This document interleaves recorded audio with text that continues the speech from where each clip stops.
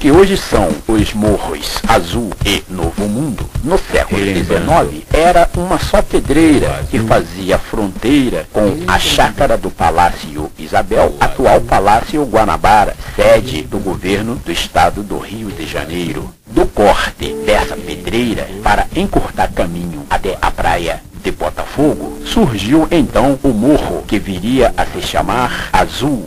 Sabe-se que já nos anos 30 e 40 do século XX, o Morro Azul começou a ser habitado. Os primeiros moradores, para chegar nos barracos, tinham que escalar o morro com cordas. A entrada era pela rua Marquês de Abrantes, atual número 168, onde hoje tem um bar de nome Azul. Tempos depois, a entrada passou a ser feita pela rua Marquês de Abrantes, 124, local por onde atualmente também se tem acesso à estação do metrô Flamengo. Chegado da França em 1951 para a paróquia Santíssima Trindade, um ano depois, em 52, Padre Paulo visitou a favela do Morro Azul. Ao perceber a miséria do local, se dispôs a trabalhar para a melhoria. Então começou o processo de humanização. Em 1954, foi criado o Comitê de Moradores da Favela do Morro Azul. O senhor Júlio Marinho foi empossado presidente, vindo a constituir-se no primeiro presidente do Morro Azul. O Morro Azul. Se a gente vive agora o melhor, é porque no passado muita gente viveu procurando sempre melhorar. O Morro Azul neste mundo de Deus. Nesta época, muitas coisas boas já aconteciam na comunidade através do Padre Paulo e do Dr. Luiz. Eu nasci nesse barraco. Aqui eu entro nessa história. Sou casado com a Tereza Cristina, filha do seu Barbosa e da Dona Rosa, que tem mais 3 irmãos. Tenho um filho, o Diego, que está estudando Ciências Contábeis na Estácio de Sá. Também tenho um irmão adotivo, o Birajara Rodrigues, é graduado em História pela Faculdade Simons, pós-graduado pela UF, pela Universidade Federal Fluminense, é artista plástico, é músico, cantor, professor de artes. Meus pais eram imigrantes nordestinos, provenientes de Pernambuco. Minha mãe era analfabeta, meu pai também. Minha mãe lavava roupa para fora, meu pai era porteiro. E minha mãe teve 20 filhos, dos quais 13 morreram por causa de uma alimentação inadequada, falta de assistência médica e outros problemas. Eu sou o filho caçula desses 20 filhos que a minha mãe teve. Eu fui o único que nasceu no Rio de Janeiro. Meu nome é José porque quando eu nasci, ela já tinha cerca de 45 anos. Os médicos até queriam na época que ela abortasse, e ela fez uma promessa para São José, que se eu nascesse em perfeitas condições, que ela poria o nome dele em mim. Eu nasci no barraco, eu sou mais favelado que qualquer outro favelado que tenha nessa comunidade, porque as pessoas nascem no hospital e depois vêm para a favela. E eu nasci no próprio barraco. No ano que houve um grande incêndio na comunidade, no ano de 1957.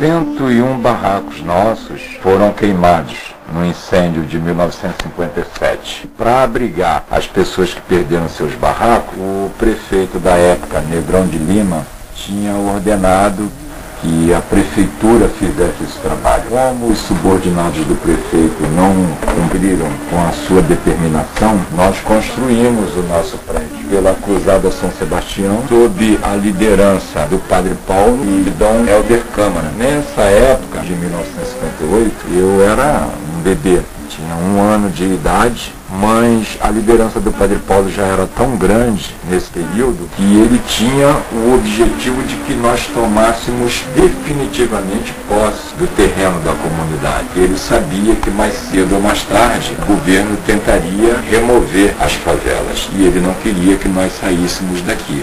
Hoje esse prédio, depois de 50 anos de uso sem nenhuma reforma, ele está sendo reformado pela SEAB e ele ficou tanto tempo sem que tivesse qualquer tipo de obra nele, porque ele não era cadastrado no governo. Ele foi uma obra da Cruzada São Sebastião. A fase de desenvolvimento do Morro Azul, ela foi somente de ocupação, por volta de 1930, 40, 20. A segunda fase da história de desenvolvimento do Morro Azul, ela se inicia com a chegada do Padre Paulo e do Dr. Luiz, com toda uma mentalidade de desenvolvimento,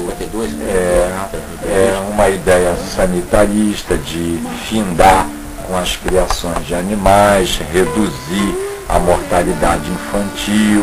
Na época em que eu nasci, o índice de mortalidade infantil na comunidade chegava a mais de 80%. A comunidade era assolada por doenças como a tifo, tuberculose e outras doenças fatais. Nós chegamos a ter uma mortalidade de até 7 crianças por semana. E eu devo a minha vida, a minha sobrevivência, a todo um trabalho que foi realizado pelo Padre Paulo em conjunto com o Dr. Luiz. Provavelmente, se não fossem eles, eu não poderia estar aqui agora para contar essa história.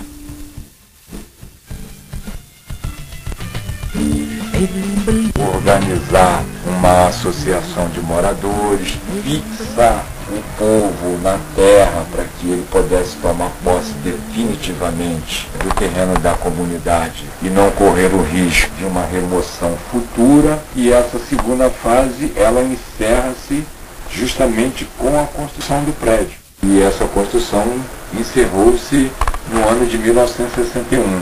Nessa época eu tinha 4 anos de idade. Esse é Dom Helder Câmara, ainda jovem, do lado do Padre Paulo, também garoto, recém-chegado na comunidade. Esse aqui sou eu no grupo escoteiro. Quando o Padre Paulo fundou o grupo escoteiro, tinha o objetivo de desenvolver uma consciência de civismo e de amor à natureza, e tinha também, talvez o mais importante ainda de todos, que era o de formar lideranças. Nós podemos afirmar que praticamente todos os ex-presidentes da Associação de Moradores do Morro Azul foram ex-escoteiros. Isso é uma vitória do trabalho do Padre Paulo. Essa é uma foto do grupo jovem, quando eu era participante de uma peça de teatro que a gente fez de Natal. Essa peça foi realizada em nossa capela, em cima no alto da comunidade. E era uma das atividades que o grupo jovem sempre praticava. Essa parte cultural, de teatro, fez parte de todo o nosso aprendizado como lideranças comunitárias.